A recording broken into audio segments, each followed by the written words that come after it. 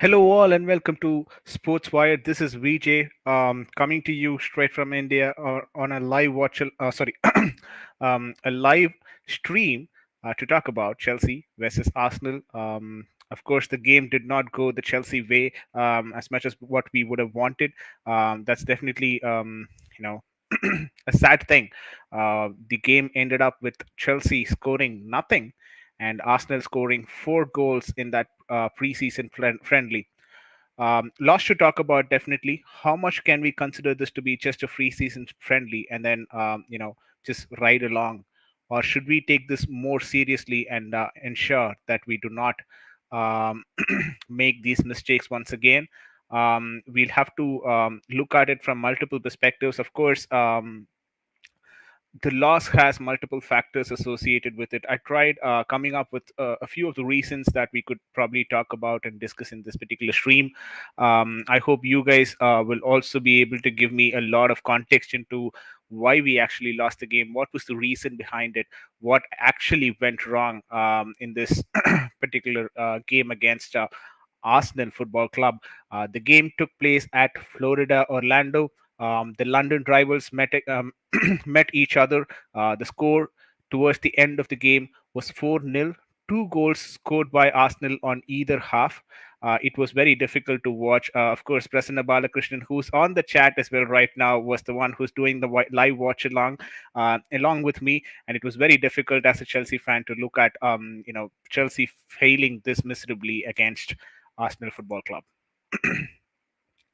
PB Talk says, Andra watch along in mind ஓடுது என்ன அடி இறக்கமில்லை அவங்களுக்கு yeah he's written that in Tamil. So basically, what he means is like it was a huge, um, you know, loss for Chelsea Football Club. It would be very, it would not be very easy for us to come back from this. But there are a lot of points that we need to talk about when it comes to this particular loss. One important factor that I was, of course, in a lot of Twitter spaces. I was talking to a lot of Chelsea content creators and uh, journalists as well. One thing that none of them actually mentioned, but could be the reason why we are actually doing this, is because of Chelsea's wage structure. I'll talk about this more in detail, but then before that, there are obviously a lot more points that we have to discuss. Varna as well is here. Big up Varna. Big up VJ says Varna, that 4-2-3-1 owned our 4-3-3 and 3-4-3 looked better, but we still conceded 2 goals as well. Yeah, I think the way that we started off the second half, I and Prasanna were pretty much happy with the way we started it, but in the next 10 minutes, it was all subsided. The initial energy that was brought in from that halftime, it all subsided, and we were back to our normal form, which we operated in the first half. It was very difficult, but one thing that one thing that strikes out this particular game is that the way Thomas Tuchel has reacted in the post-match conference. Usually, he is not that talkative. He doesn't really talk about Chelsea players. He doesn't really give out Chelsea players in the press conference. But this particular game, I don't know what came over him, but he was very open in terms of communicating with the media. He called out what needed to be called out. He made sure that. Just a second, guys.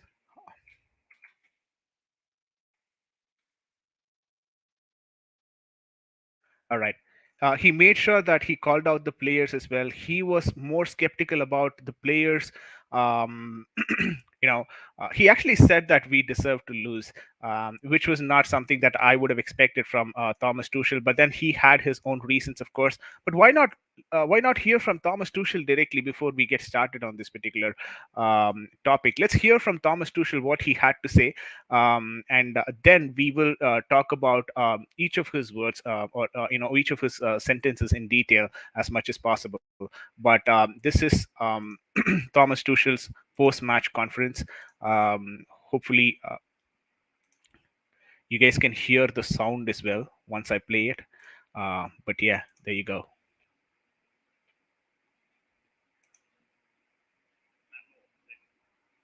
Guys, can someone confirm if you guys can hear the audio on the chat?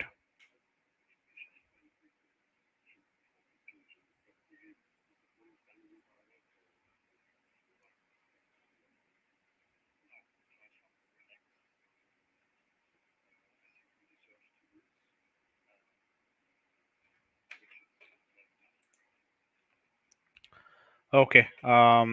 Apparently, you're not able to hear the audio. Let me figure that out. Just give me a second.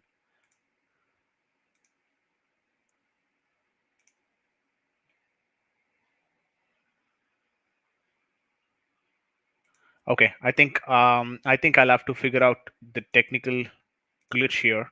Um, Let me work that out and come for the next stream. But then, with this particular stream, I have gone through this particular video, so maybe I can walk you through that. The initial question was, why why do you think this particular result came? And he said he deserved to lose, Chelsea football team deserved to lose. I mean, though I'm not really a big fan of the managers coming out and speaking this dejected, but then he had his reason, is what I think. We can go for obviously an alternative here, because I have the article by Adam Newson, which was written based on what Thomas Tuchel basically mentioned, right? So I'll just, present the screen, and you guys can read from that as well. So this is the article that was published by Adam Newson. He's another, Chelsea journalist, who was in the press conference, took notes of whatever Thomas Tuchel basically mentioned, and then, published it over Football.London. That's the article here. Let's read through this, right? It's only preseason, but how do you feel after that? Calm, angry, relaxed. That was the question that was asked to Thomas Tuchel. He responds, far from relaxed. I think we deserve to lose, which is fair enough, because we were simply not good enough. We were absolutely not competitive. The worrying part is the level of commitment, physically and mentally, for watching. Um, for this match was not the same. It was far higher, um, than I mean, it was hard. It was far higher for Arsenal than us. Sorry, guys. It looks like I'm dyslexic, but I'm not. But yeah, that's the first particular sentence that he said. He is obviously looking a lot more devastated that time. He also goes on to say, "Quote: We can argue they played with, I think, their strongest lineup they've had now together several weeks and far more than 1 year. They've strengthened their lineup, played the same structure, and this is the lineup they'll try to start Premier League games as well. It's not our strongest lineup, and this is part of the explanation, but only a little part. The other part is worrying." So he basically, goes ahead to say that Arsenal has been better preparing. They've been, presenting the lineup that they want to play in the Premier League. They're probably going to be coming up with the same lineup, but this is just one part of the reason. But the other explanation is a bit more worrying. Let's see what he's talking about when he says worrying, right? The next question is, will you be ready in 2 weeks for the start of the Premier League season? He goes on to say, quote unquote, I cannot guarantee. I saw today a team in Arsenal who are mentally committed to an idea of playing a level of exhaustion, a level of physical commitment that we could not match. He also says, also a level of mental commitment that we lacked, because we have a lot of players who are thinking about leaving and looking at their options. We have players that have left, and I think at that moment, that's obvious. So he also says that the players are not committed enough to play in the preseason friendly. Now, the question for me is, if you're not, I'm pretty sure you must be knowing that the players are definitely going to be looking at options, because obviously this would have been communicated to you. Why did you bring these players to the preseason then and leave Billy Gilmore back and Harvey Vale back in London? What sense does it make? I don't understand. Yeah. But at the same time, he says that the level of mental commitment that we lack, because we have a lot of players who are thinking about leaving and looking at their options. Obviously, everyone is going to think about leaving, because that's exactly what happens in the transfer window. But if you know these players are going to be leaving, you should have brought your academy talents who actually want to play for Chelsea. Big up MCIG, who's joined in the chat as well. Um, Yeah. Now let's move on to the next question. The next question is: does this result highlight the need for incomings, and is there an update on Jules Kounde? So for this, he responds saying that there is no update at all. The analyzing of the season does not change because of this game.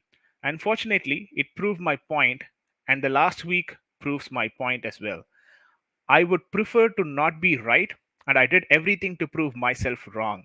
But at the same moment, I feel I was right when I look at the last season and at the parts of the game where we struggled and how we struggled. He also goes on to say, we got sanctioned and the players left us. We know that some players are trying to leave us, and this is where it is. We had an urgent appeal for quality players and a huge amount of quality players. We've got two quality players, that is no doubt, but we are not competitive like this. And unfortunately, we could see it today. So, in this particular answer, he is saying that there is no update on the Jules Kounde situation, or even if he has, he's obviously not going to rat it out in the media. That makes sense. But he also goes on to say that the analyzing of this season does not depend on this game. Yeah. But it does provide and prove his point.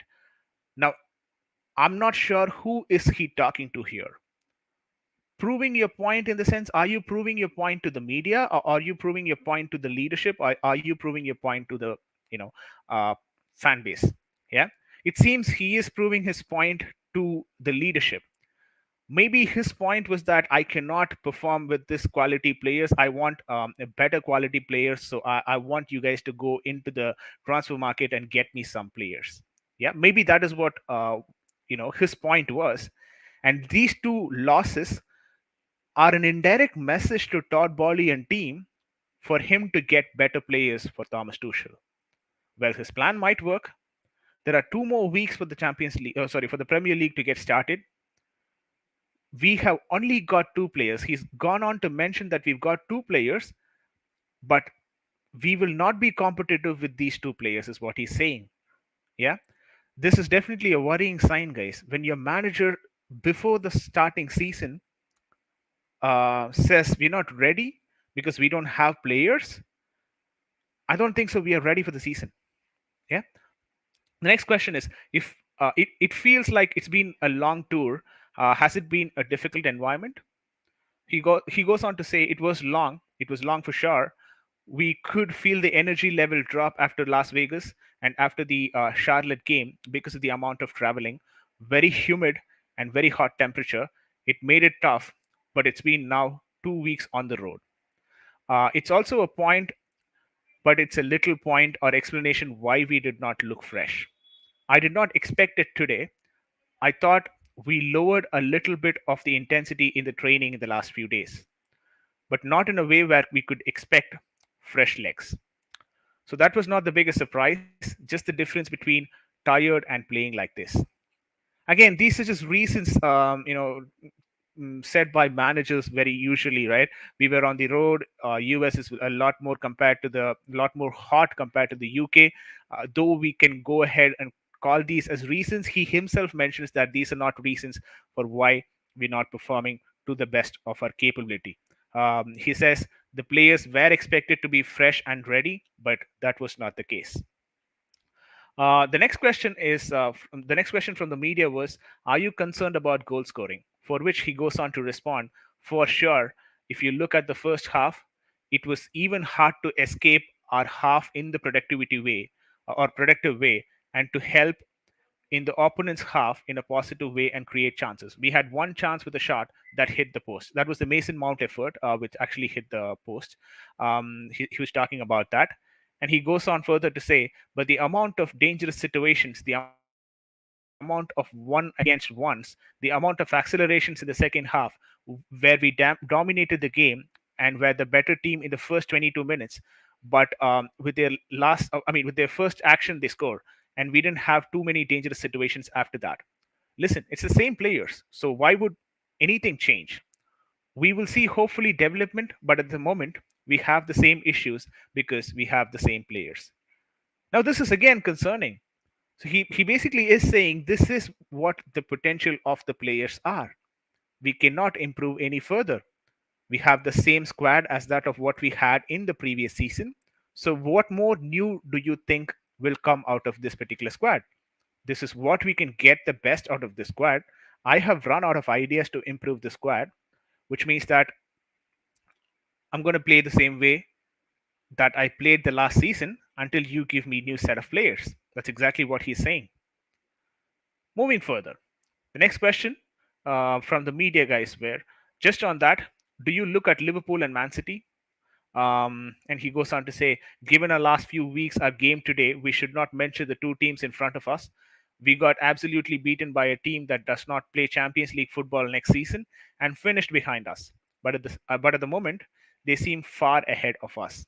So he's accepting the fact that a team which is not even qualified for the Champions League football next season has beaten us comprehensively, and they seem very far ahead and ready for the season than we are.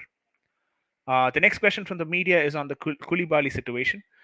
They go on to ask, we got to see Kalidou Koulibaly tonight. Thoughts on his performance? Thomas Tuchel's answer was very short and crisp. He says he was the best player on that pitch for us. Did that make you feel a bit more optimistic on an evening where nothing felt good? This felt very good. So he's obviously happy with how Koulibaly has started off this particular season. For Thomas Tuchel, this should be a happy news. The next question is, how much do you find that preseason actually influences the season proper? For this, Thomas Tuchel responds, saying that my personal feeling, I don't know if I ever lost a match in the preseason 4-0. I can't remember not winning two matches in a row in preseason. I'm a huge fan of a strong preseason in everything: atmosphere, feeling, performance, belief, and all of that. I am superstitious, but not in a way that I say bad preseason has to mean a bad season. That makes no sense to me. I am in it, a part of it, and need to find solutions. We fly home now, and we have 1.5 days only. On Tuesday, we need to present solutions. We need to present actions. Me and the coaching staff, together with the team, need to step up and find a way through this because it hurts at the moment. So he says that we've got close to 1.5 days of rest, after which we have to get back to work and start, pulling in all the minds together and find an optimistic solution. But he is also going on to say that I have never lost in my history 4-0. Beat my days in Mainz or in PSG. I have not lost 4-0, or Borussia Dortmund. Yeah, he's not lost two preseason games in a row as well. So this is the first time for him as well. Now the next question is: you started with a back four and then switched to a back three. What do you think your defensive identity will be? He goes on to answer this, saying that we discussed this many times. If you want to play three at the back, you need to have three in the back. If you don't, it's not worth playing three in the back. Given Kalidou was only ready for 25 minutes today, and given who was available, we tried to play 4-4-2. I think it was not a structural problem because we conceded two goals with the back five and two sixes, which we are used to playing. It was a behavior in the structure. That's so much more important how we behave. We need to be more lively and aggressive. The level of commitment, the level of physical input was simply not enough. The adaptation of position, the joy of helping each other, the joy of working hard together was what was missing. It's not a moment to destroy my group because they are very nice and hardworking group. This will not change. But for today, this is an honest analysis of the game. It's not worth talking around this. It was like this today.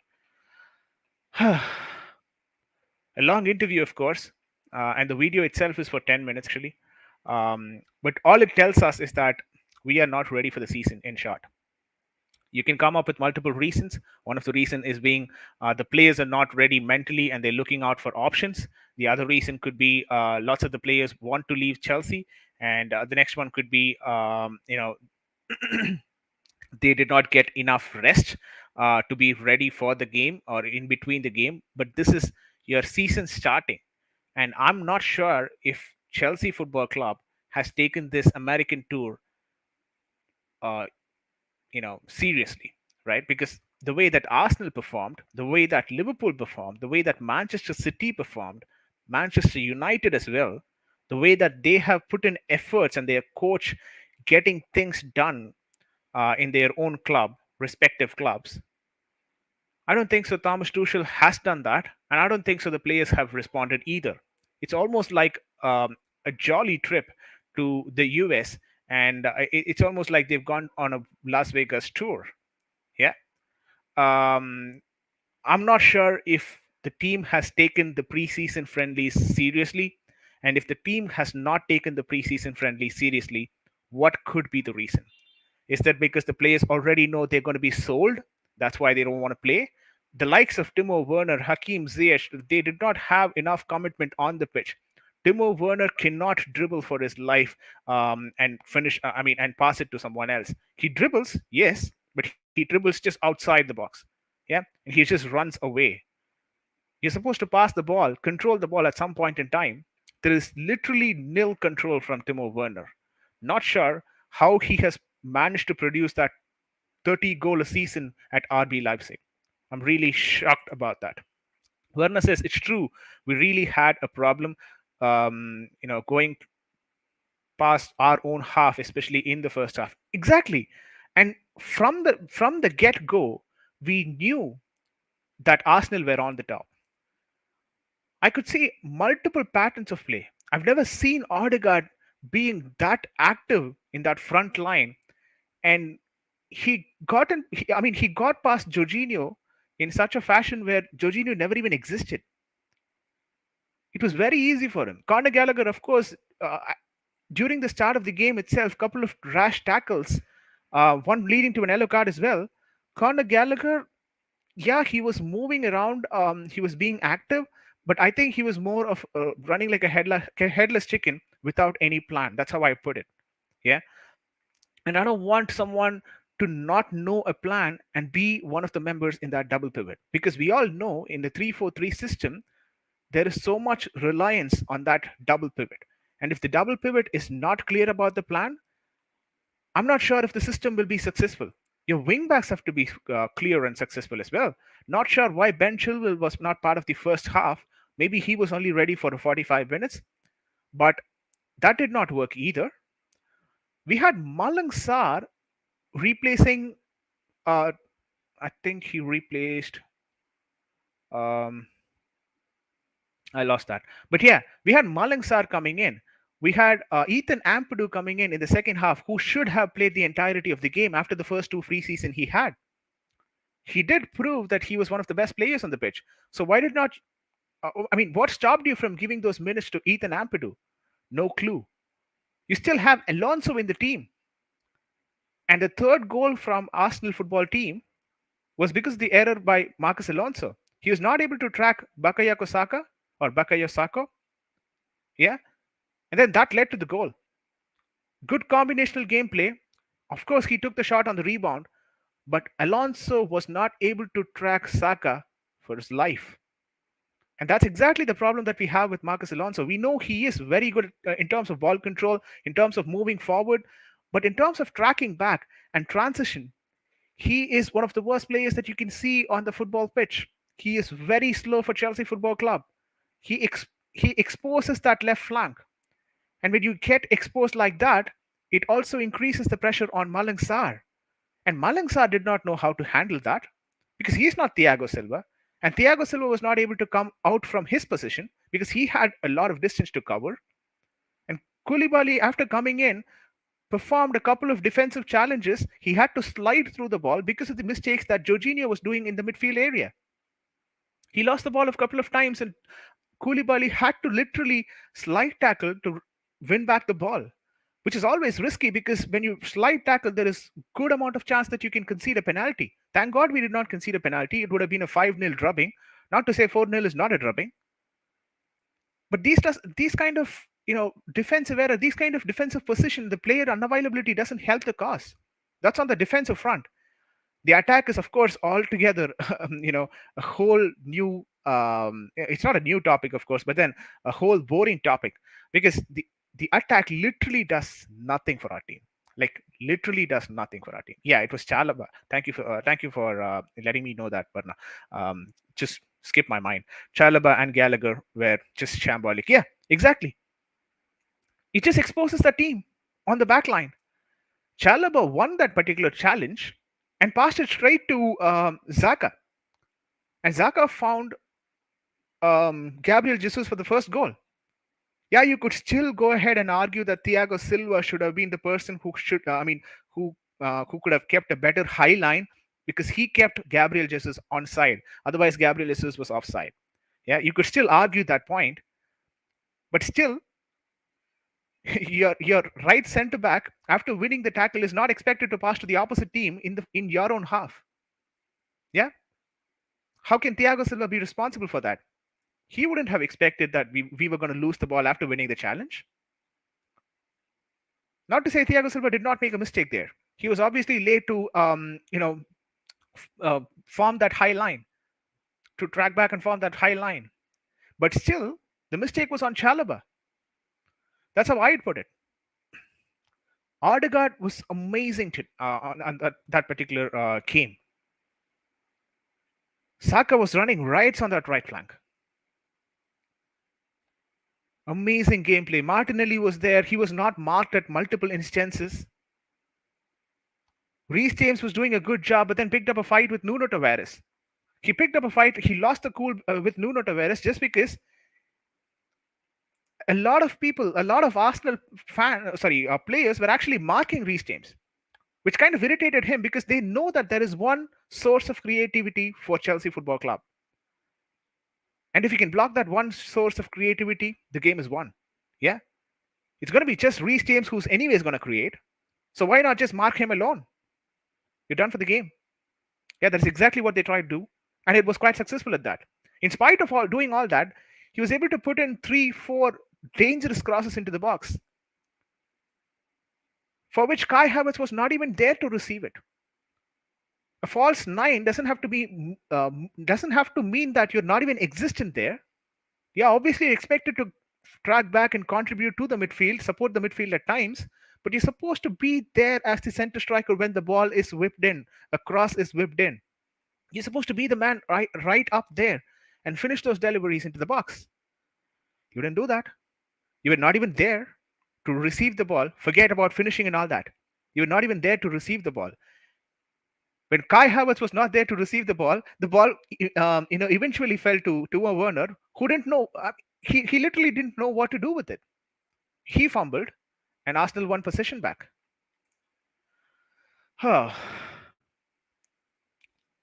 Gallagher was good. Reece was shit.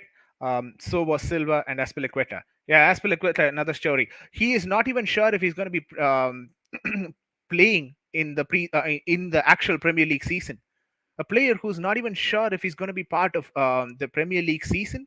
Why do you want to have him in all 3 games represented? No idea whatsoever. Thomas Tuchel should have done a better job in terms of man management. I don't have a problem with the way that Thomas Tuchel is coaching the team at this point in time. Yeah, of course, there are certain questionable decisions around that as well. But I'm still fine with it, yeah, to an extent. But when it comes to man management, he really has to learn a lot. He really has to improve a lot. Look at the way that the top team managers are managing their broader squad. You do have a broad squad, and you are in a position to take those decisions. I'm not sure if you guys have tracked this, but then recently in one of the interviews, Thomas Tuchel did mention that it's not just the coaching role I'm doing right now. There is other roles that I have to be doing because of the transition that is going on in the Chelsea Football Club. It is a bit challenging for me, but I'm still managing it. That is the first cry for help from your manager when he says he's taken up additional responsibility, which he's ever not done. Yeah, he clearly mentioned that he has ever not done those roles. That's the clear cry for help by Thomas Tuchel in the media. Yeah. Otherwise, there was no reason for Thomas Tuchel to come out in that press conference and say that he's taken up additional responsibility that he has ever not done before. It's as simple as it is. It's the cry for help. him talking to the leadership through the media, saying that, you know what, I cannot do these kind of roles. I'm used to doing one specific kind of role, which I'm still ready to do, but I cannot do the other stuff that you've given me to do. It's impacting the way that I have to be doing my work on the pitch, which is fair ask. Varna also says, is his system not bringing the best out of his players? It's definitely debatable at this point in time, because the front three almost look like players who've never scored goals in their life. I think I'll tell you one thing, right? I think the system is a bit restrictive. That's something that I can obviously confirm. The system is very rigid and restrictive. That if you put in a player like even Neymar or Messi in that system, they will become system players. Yeah, because the system is what has become the priority. Maybe it is because of the manager, maybe it is because of the coaching staff of the managers, but then you are not able to see any attackers taking on the players one to one. Even Thomas Tuchel mentioned in this particular press conference, we are not able to see players taking one on one the defenders. What's wrong with you guys? I mean, you're supposed to take players one on one. That is exactly what you've been doing as strikers all along in your life, through your academy days, through your childhood days. You've been a striker all along, expected to beat your man and move forward. Where has that gone? Yeah, I was trying to defend, Thomas Tuchel at some point. Even I mentioned in the previous stream, saying that in the final third, whatever decisions that these guys make is something that is specific to the players and not with Thomas Tuchel. But I think Thomas Tuchel also should be sharing a bit of a blame there. You need to train them patterns of play, because when I saw Arsenal playing the way that they were today, there were huge amount of pattern plays, and all that thanks to maybe Mikel Arteta getting it from Pep Guardiola. You could see glimpses of Pep Guardiola in the way that Mikel Arteta has developed this particular squad. He's already got two Manchester City players to facilitate this particular pattern of play better. Zinchenko and Gabriel Jesus. But there were obviously a set plan, and they exactly knew what to do. When we were playing in the first half, we started with the back four, right? And then the formation was almost like a 4-2-2. And Mikel Arteta immediately knew what to deploy. He decided, okay, fine, I'm not going to go through the center. Yeah, because that is where you guys have overloaded it. We're not going to waste our time winning the midfield battle in the center. Rather, we'll try to exploit the wings, because that is where you guys seem to be not stretching. So he immediately went for attacking the wings.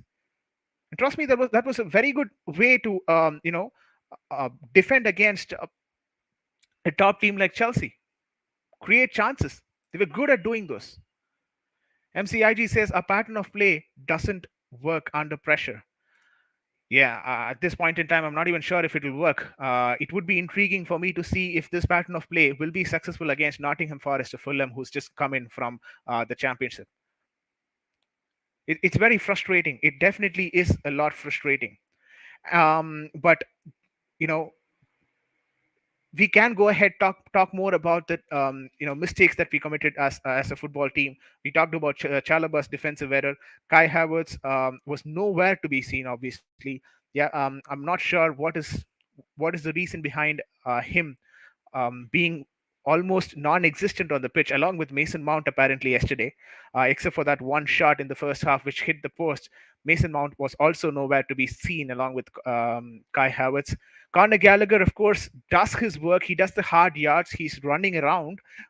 He is like a Kante without a plan. And the person who has to give him a plan, a set plan, is supposed to be Thomas Tuchel. And I expect my manager to have given him a set of plans, or at least the coach to give him a set of plans. And Conor Gallagher was more effective playing in that front three as the pivotal front three, distributing the ball to Saka. Um, Zaha, Wilfred Zaha, and Edward. The player who came from Scotland, Celtic Rangers, and then he was the one who got integrated to Crystal Palace, right? He was distributing very well to both these players. Um, Edu Edward, and Wilfred Zaha. But what we saw here is that Conor Gallagher is playing a lot behind than what he is used to playing in Crystal Palace. Not saying that he has to exactly play in the same position. Obviously, every single manager will have their own plan, and they would like your players to get adapted to that plan. But you clearly can see that he's not able to play there efficiently. And you did this the previous preseason as well. Yeah, you tried him in that in the sixth position once again. He was not effective, and you put him on a loan. Crystal Palace, Patrick Vieira knew how to use him. He used him to the best of the ability, got the best out of him, and then once he comes back, he's again put to a number six role, and he's not being efficient there. Varna also says that another issue is Mendy. His ball distribution is very, very bad. Yeah. And another thing, don't even get me started on the goalkeeper. I mean, he's good with those saves, the long shots and the saves that was done by Mendy. I appreciate the way that he did those saves, and I respect that. But what's with this ball distribution? What's happening there? I mean, he's supposed to do a lot better job there. Um, you know, Goalkeepers are supposed to be your number 11 outfield players at times so that you can evade pressure.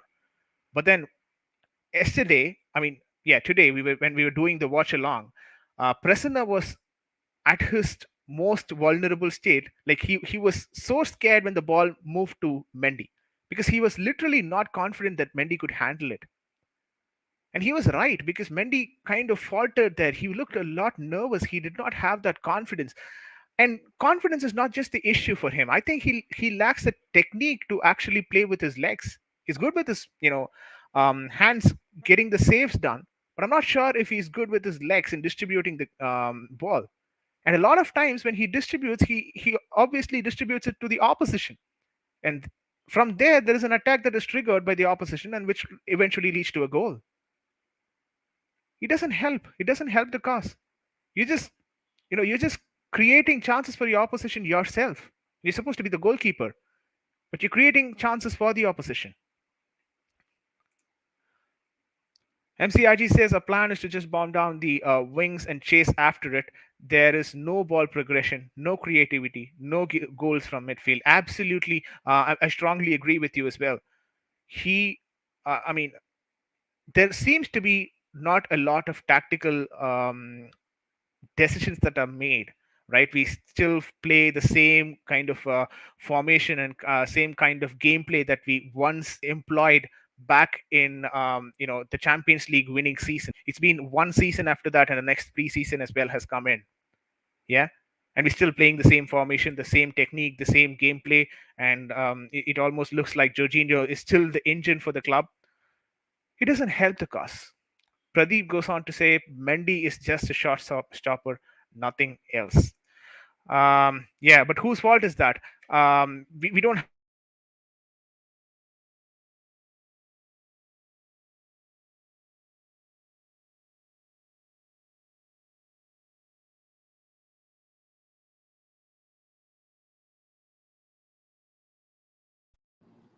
a lot of guys, can you hear me? Can someone confirm? I've been having trouble with my mic right now. It seems to be a bit of a loose contact. Can someone confirm if you guys can hear me loud and clear? My mic.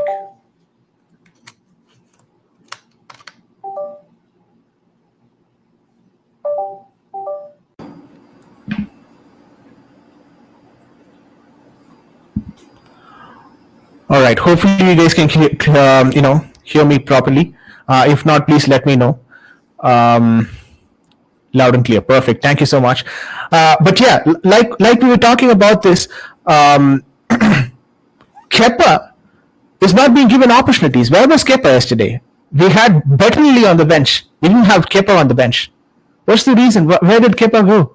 He came for the American tour, right? Or did I get it wrong? Yeah, he played the last match, right? Where did Kepa go for this game? Uh, Goodness me, you should have had your second goalkeeper as you go, a substitute at least, so that you can bring him in. You had Bettinelli, who is someone, I don't even know if he realizes that he's a goalkeeper, to be honest with you. Yeah, when he played against Club America in the first half, there seems to be a noise. Is it?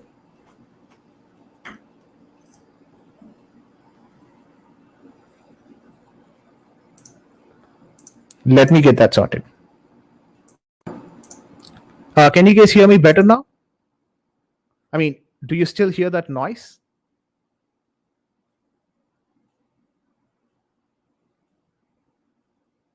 You still hear that noise, is it? I just changed my microphone. I hope you guys can hear me better now. I'll also switch off my AC. All right, now it's better. Okay, yeah, I think so. I was speaking from this mic apparently instead of this one. When the mic got disconnected, obviously the default connection was this mic instead of this one. That's the reason why you were hearing the noise. I'm sorry for that, guys.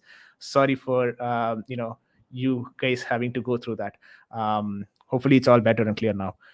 But yeah, getting back to this topic. No, I just switched it off. I don't want that to be a disturbance for you guys. That's the reason why I switched off the AC. Let's see. If I'm sweating a lot, then I'll again switch it on.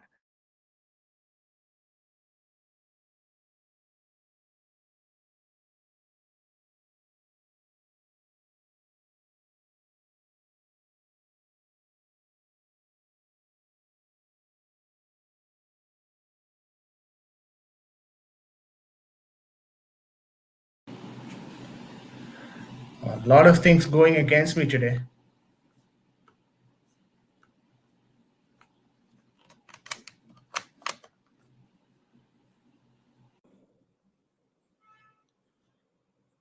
Check, check. Okay. Yeah. This looks good. Thank you for bearing with me, guys. I hope everything is now loud and clear. But yeah, slowly digressing from yesterday's game, guys.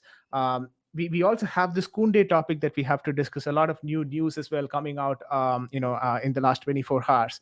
But before going to the Kunde news, I want to talk to you guys about this market pull that we're talking about. Yeah, this particular season, this is something that has been a subject of topic most times. We're hearing from top YouTubers and journalists that Chelsea has almost lost its market pull. What could be the reason, do you think? I mean, I work in finance, and most of my work is associated with finance. So I tend to, try and look through the financial statements and decisions that are made on the organization level. Yeah. One thing that I feel could be the reason for this particular issue, the market pull that is being lost by Chelsea. Yeah, because we saw everything has been happening with Barcelona, but is it really because Barcelona are so powerful, or is it really because Chelsea's wage structure has gone through a revamp? What I mean by that is that um, this was posted 1 month back by Telegraph Matlaw, of course, on the wage structure that got revamped by the new owners when they came in. Todd Bowley and co. decided that they are not going to follow the same wage structure that Roman Abrahamovich was, following. This could be a reason. MCIG Tuchel is known to be a difficult and demanding coach, but I still think there is a lot more to this story, not just Tuchel. I think this will make it a lot more clearer when I explain to you guys. Earlier, the system used to be the way that the wages were used to be. Usually, when you calculate your wages, right? The first thing that you calculate, or the first way that you calculate or set it out is that you have a basic pay, yeah, and then you have something called add-ons, and then you have something called bonuses, and the add-ons and the bonuses put together is called your incentives. Yeah, so basically this is how your wage is structured, right? You have your basic pay plus your incentive. Now, the way that the new owners want the wage structure to be restructured is, and obviously all their new contracts will be through the new wage structure, right? So the new wage structure right now says that the basic will be lesser, but your incentive will be higher.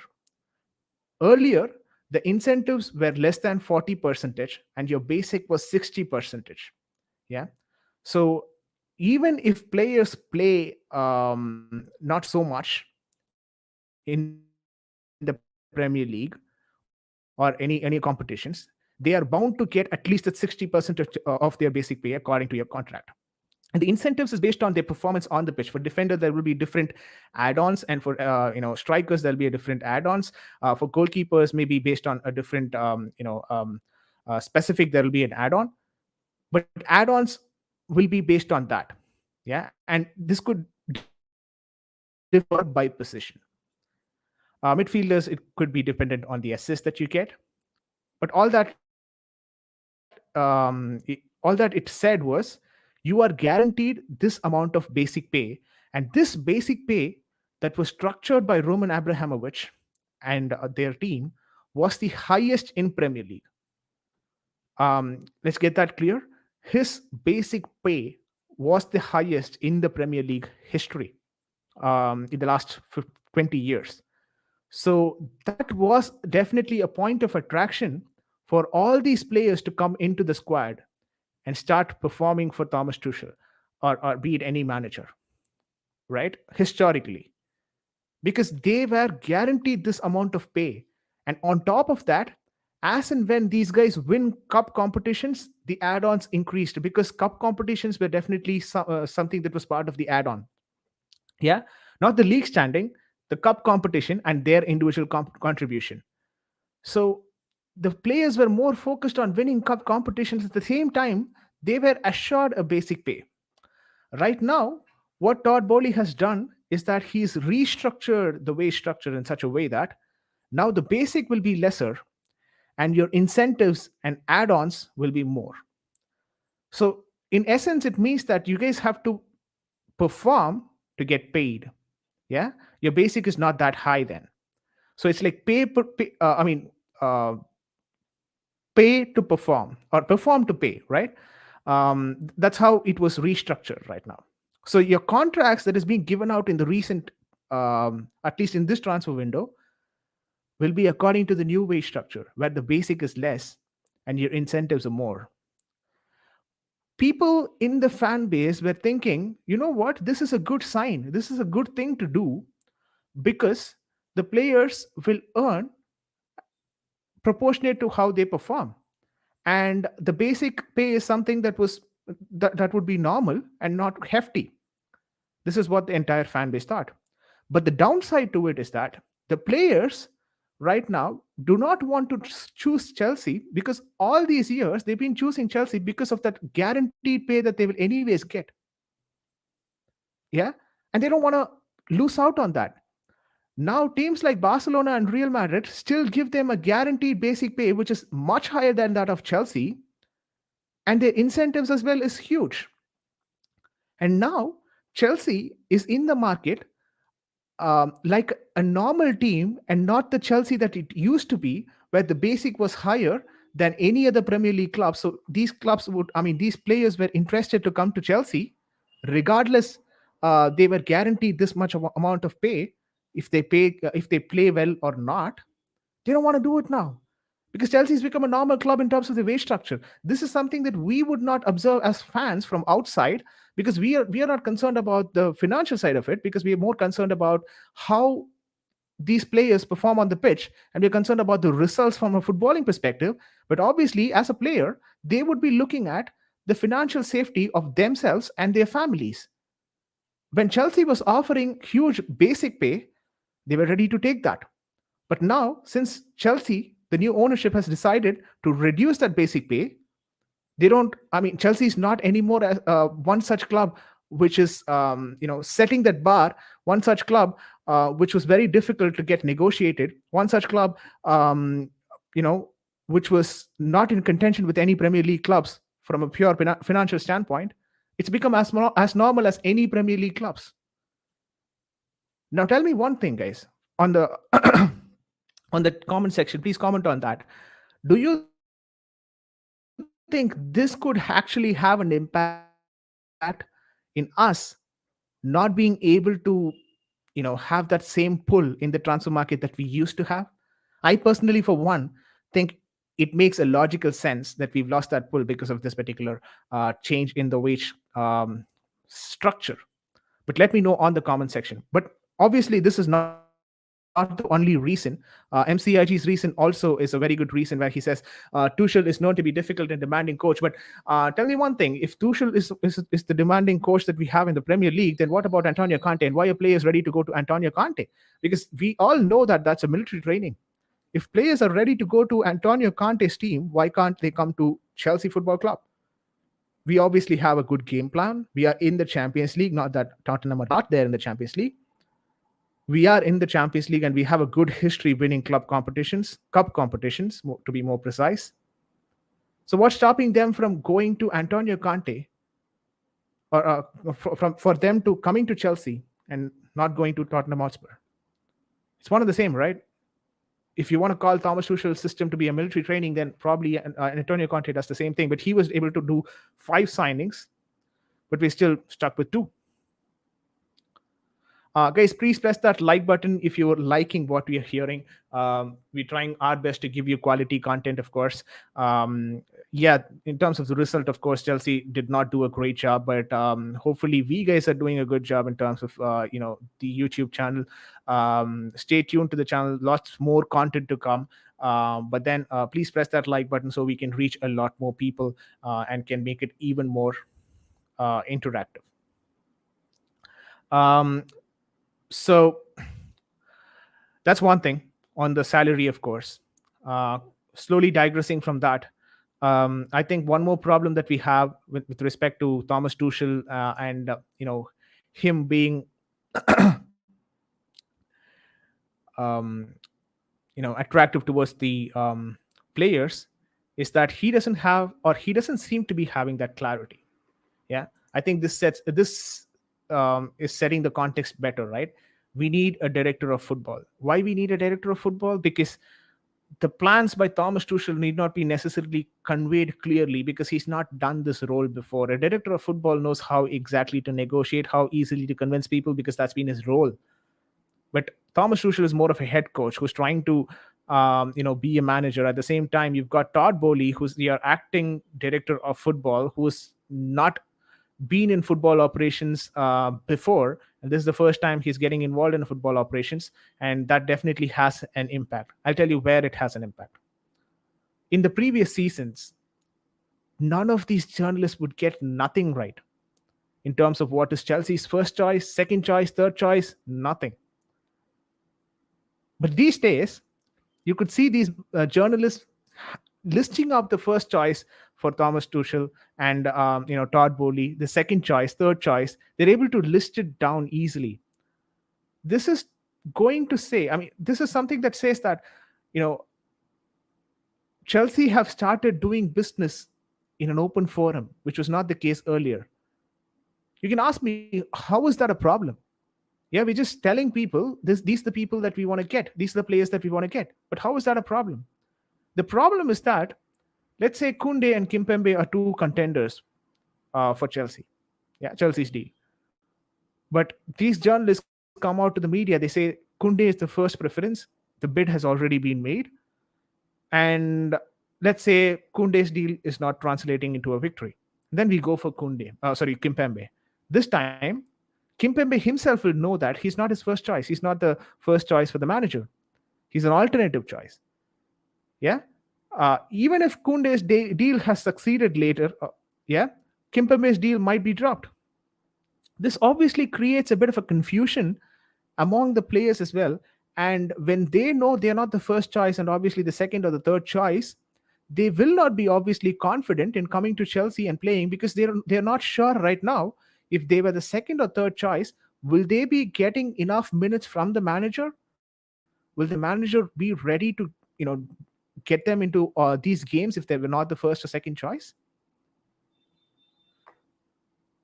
Now you see where that is a problem, right? Where that is becoming a problem. I think Chelsea has to go back to the ways where the business was always done in the dark. That's the way that Chelsea needs to operate. That's the way that Chelsea has been successfully operating for the last few years. I think we have to go back on to that particular mode of operation. Though that might not be the best news for Chelsea fans and YouTubers who rely on those content to sell their videos or sell their newspapers and articles.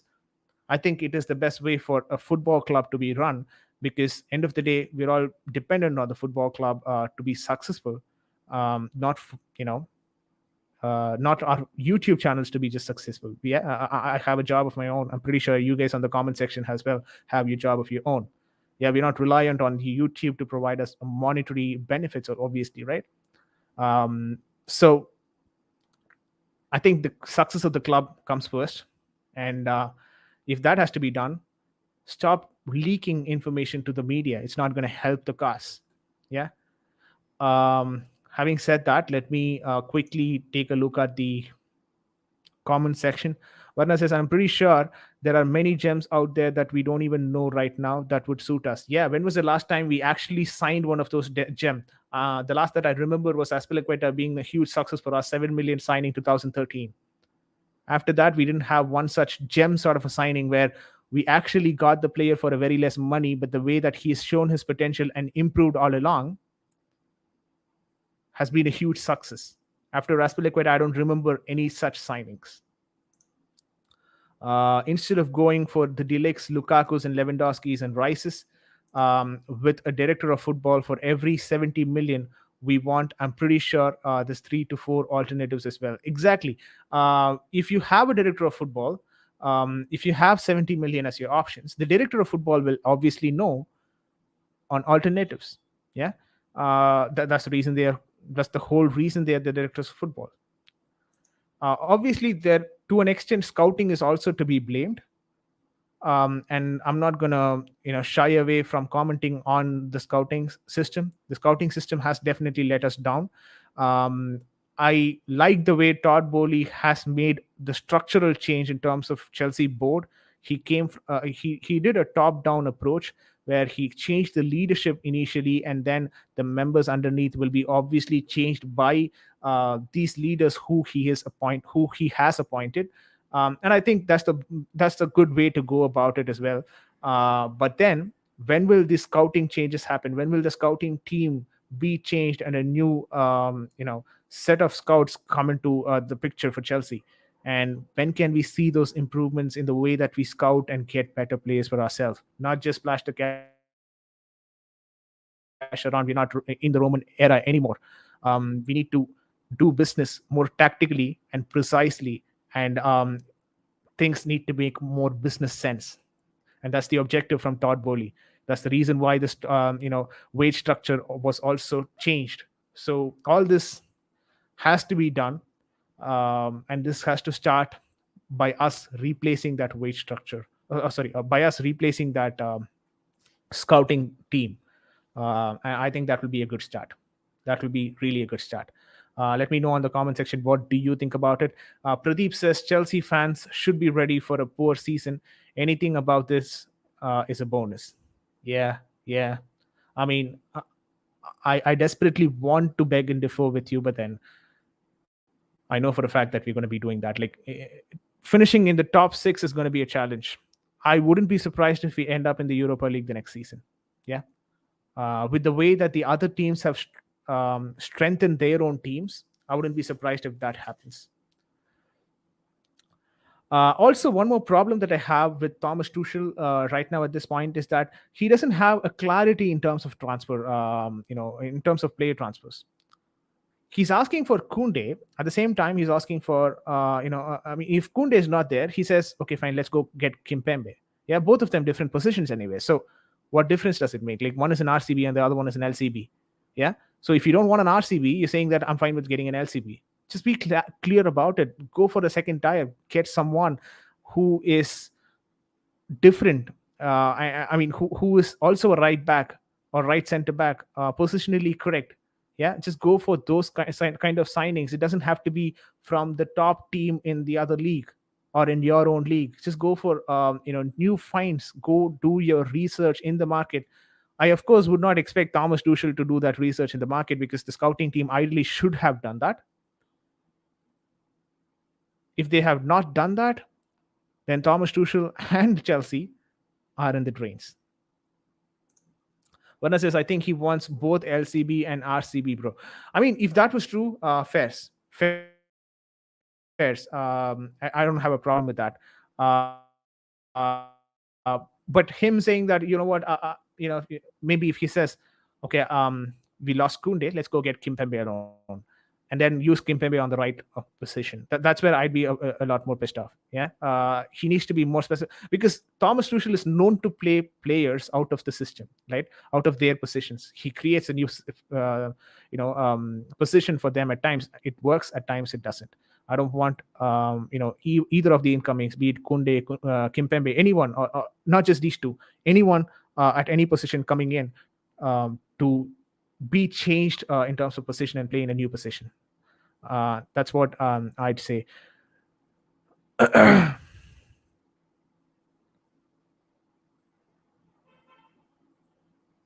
All right. I think this is what I had in my notes for today. A lot of pointers, but then I think we have gone through all of these.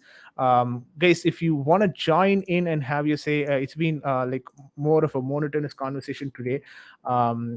I hope you guys enjoyed the conversation. If you want to add something to it, please press that link that is being posted on the comments section. Of course, you can join us from Facebook or YouTube, and Twitter as well. You can hear us.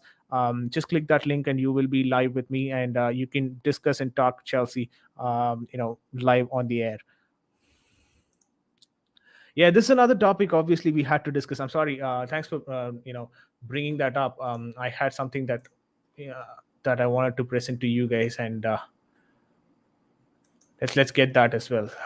Give me a second. Yeah, this is a thread that was tweeted out by Ben Jacobs. Let's probably read through that and understand where we are right now. 3 hours back, so pretty recent. Okay, I hope you guys can as well read this particular thread. Otherwise, I can read to it anyways. Another time, Matla. Let me just quickly go to Matlaw's thread as well and then come back to this. But give me a second. Going through the Matlaw's tweet, because that should be more recent.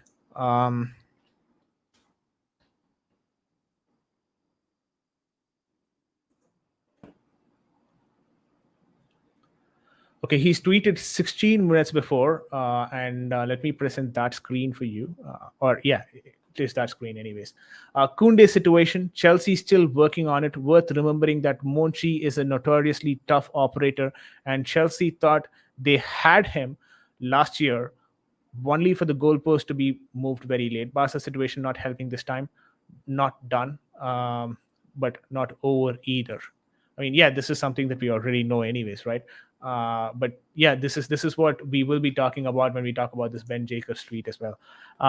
Look at this, right? This gives you a good timeline as well. One key point being overlooked in this whole Jules Kounde saga is Bordeaux. Bordeaux is a French team, which apparently Jules Kounde had played previously. They take 20% from the sale. That's why Monchi still prefers Chelsea Football Club's bid. Chelsea have further talks today on formalities around their offer. Barcelona yet to table anything official as of Sunday morning. So for people who might not know what is a sell-on clause, it's basically like, let's say I am the person who's selling one of my players to you, and I want a bit of amount of profit every time my player, who becomes your player then, is sold to a different club. Yeah, that's a sell-on clause. It usually is like probably around in the region of 3% to 5%, but this is a 20% sell-on clause on Kounde's deal through the contract itself. Yeah. Now, what we understand from that is that if 55 million is what is tabled by Chelsea, yeah, 20% of that goes to Bordeaux. And if Barcelona is able to table an offer of 45 million, which is what was reported, and that when get converted to euros becomes 38 million, 38 million pounds. Yeah. Now 38 million pounds and 20% of that goes to Bordeaux, which means that there is obviously a difference of close to 20 million between both the deals. This makes it much more difficult for Sevilla to choose. Apparently, if Sevilla does choose Barcelona over us, then they're making a fool of themselves. Anyways, let's go further and read this. Sevilla continue to deny anything uh, has been agreed with Barca, formally or verbally. But Barca in the race, largely due to Xavi. They need to offload to register and ultimately agree a fee with Sevilla. Barca reliant on both Sevilla and Kounde's patience. This is where it gets a lot more interesting because we also know that Xavi has come out today in the media and said that though we like Frankie De Jong, the club has insisted that both, I mean, De Jong should be leaving. And he's not going to be in the plans anymore, and that is something that Gerard Romero as well has reported. So maybe if Frankie De Jong is being offloaded by Barcelona, that opens up the door for the Kounde deal to go through, according to this, because they're saying that they need to offload players to get a player registered. So does it make sense if Frankie De Jong gets offloaded from their squad? Will that open up an option or an opportunity for Barcelona to sign Kounde? Maybe. Yeah. Let's read the next tweet as well. CFC, on the other hand, which is Chelsea Football Club, on the other hand, is exerting pressure. They want things early, resolved by early next week, one way or the other, having thought the deal was done 48 hours ago. Chelsea haven't given up at all. Lot of noise from Spain because they feel Kounde wants Barcelona, but Barcelona must move on. Must move to satisfy Sevilla. So until now, according to Ben Jacobs, an offer was never tabled by Barcelona. So all these tweets coming out from Gerard Romero and their fan base or their sports journalist base, Rashad Rahman and Gil, these sports journalists from Spain, saying that the offer is around 45 million euros. I'm not sure if there is substance to it, or is Ben Jacobs is not in the know of the Barcelona offer that was tabled in to Sevilla. It could be either way around. But Chelsea, according to Ben Jacobs, Chelsea are definitely exerting pressure on Sevilla to close this deal because they were of the impression that the deal was anyways going to get completed 48 hours before. But once Barcelona joined in the race, Sevilla is the team right now who is trying to once again move the goalpost and waiting for Barcelona to come on with their bid. But Chelsea, this time, once again, would not be wanting to get fooled. So they want this to be resolved by early next week. That is before Wednesday, according to what I understand. Early next week is before Wednesday, right? So, yeah. I believe Barcelona will sign Azpilicueta. Sevilla got their cash, and we get Kounde and De Jong. Everyone wins. Yeah, it's a three-way deal. Could possibly happen. But yeah, let's probably analyze the specifics of that once we complete the thread. I think with that the thread is anyways over. And then this is Simon Phillips. Final bits of Kounde deal could be related to a 20% fee Sevilla have to pay Bordeaux, which is the same that we just talked about. But yeah, here it comes. Barcelona as of now have not made an offer. I'm told any offer would be 25 million euros overall, less than that of Chelsea. So the valuation between both these bid are supposedly in the region of 25 million euros lesser than what Chelsea has offered. So Barcelona's bid is nowhere close to what Chelsea has already tabled in for Sevilla. And Kounde seems to be apparently ready to join either of the clubs. So as much as what we were thinking in the recent past, like a couple of days back and even yesterday, that Kounde is the one who's waiting for Barcelona, according to Simon Phillips, that doesn't seem to be the case. It seems that Kounde is open to joining either club, but Sevilla want to understand if Barcelona can table a better offer than what they already are planning to offer. Again, the reason why I am mentioning planning to table an offer is because Barcelona officially has not tabled an offer for Jules Kounde at this point in time. Jose Maria is coming in, tweeting in Spanish, of course. Tranquilo, Kounde, a Barca jersey, no respect. And I believe you're saying that Kounde is a Barcelona player. There is no change in that or something. But if that is what you're saying, you know, let's probably wait and see for the next 48 hours. Yeah, can we? Because I for one know that Chelsea has already lost the Rafinha battle. There's no doubt about it. But would Chelsea be fool enough to lose another battle with Barcelona? I'm not so sure about that. What does that say about the new ownership is another question mark.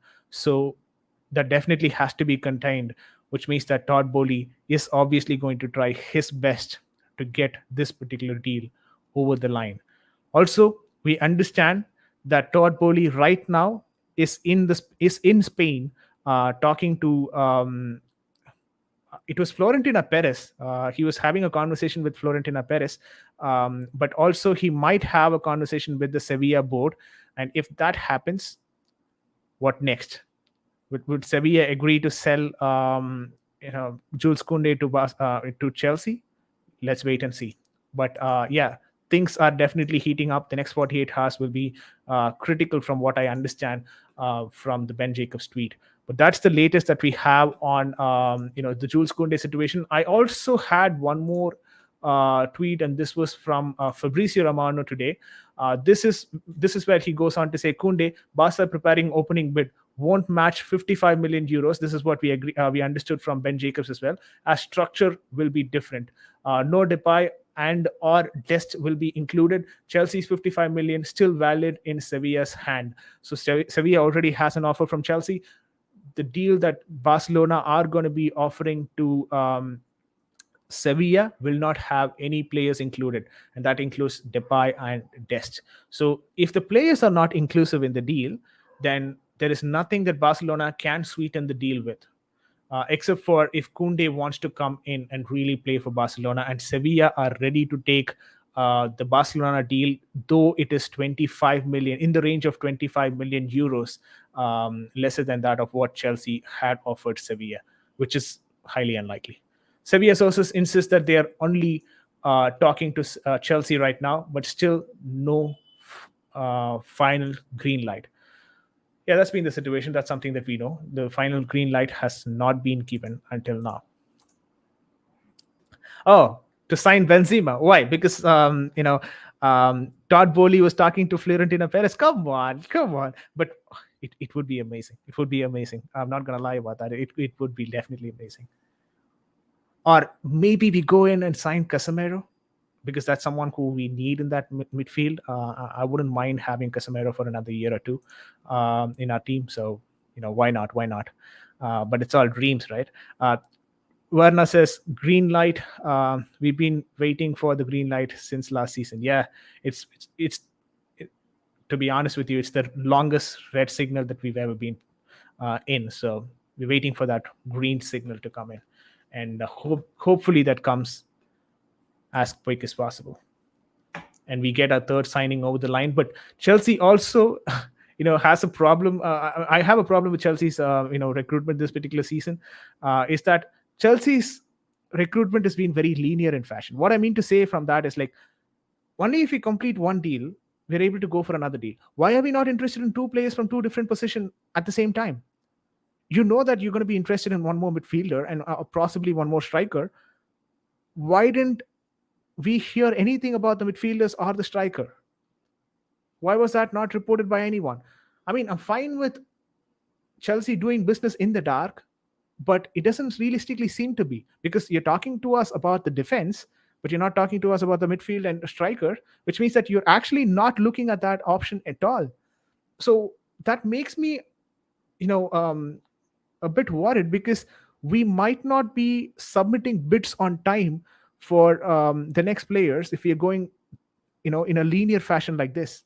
Yeah, usually bits need to happen in parallel, and we need to decide on getting your players as well in parallel, provided if the position is the same and you want to go for two players, then it makes sense for you to do a linear transaction or a linear process.